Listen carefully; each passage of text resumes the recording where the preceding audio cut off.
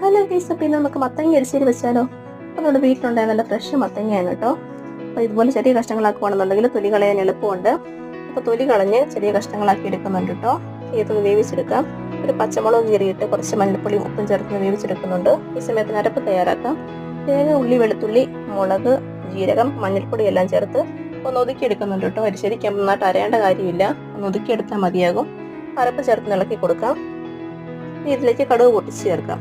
നമ്മുടെ കറി ഇവിടെ തിളയ്ക്കുന്നുണ്ട് കേട്ടോ. അപ്പോൾ എരിശ്ശേരിക്ക് കടുക് പൊട്ടിക്കുമ്പോൾ കുറച്ച് തേങ്ങയും കൂടി നമ്മൾ വറുത്തെടുക്കുന്നുണ്ട് കേട്ടോ. അപ്പോൾ കൂടെ കുറച്ച് തേങ്ങയും കൂടി ഇട്ട് ഒന്ന് മൂപ്പിച്ചെടുക്കുന്നുണ്ട്. ഇങ്ങനെ തേങ്ങ വറുത്തെടുക്കുന്നതാണ് എരിശ്ശേരിയുടെ ടേസ്റ്റ് എന്ന് പറയുന്നത്. ഇതുപോലെ കുറച്ച് തേങ്ങയും കൂടെ അതിൻ്റെ കൂടെ ഒന്ന് മൂപ്പിച്ചെടുക്കുന്നുണ്ട്. അപ്പോൾ അത് ഇതിലേക്ക് ചേർത്ത് കൊടുക്കാം. നമ്മുടെ എരിശ്ശേരി ഇവിടെ റെഡി ആയിട്ടോ.